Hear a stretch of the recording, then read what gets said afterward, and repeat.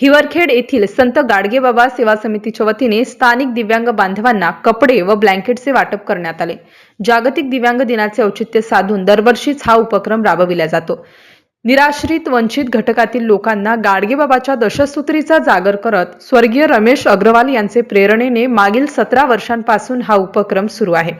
या निमित्ताने संत गाडगेबाबा मंदिर परिसर, पोलीस स्टेशन परिसर, बाजारवेस, गिर्हेनगर, चंडिका चौक, कार्लावेस, मातंगपुरा या ठिकाणी संत गाडगेबाबा सेवा समितीच्या वतीने द्वारपोच कपडे व ब्लँकेटचे वितरण करण्यात आले।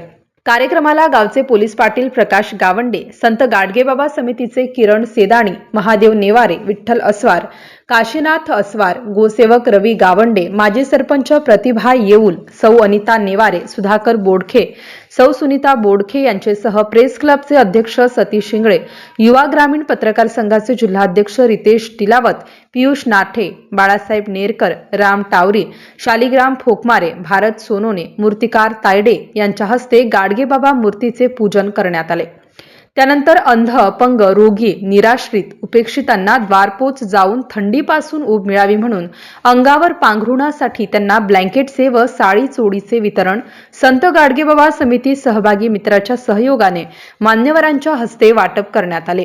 MCN न्यूज मराठीकरिता बाळासाहेब नेरकर, हिवरखेड।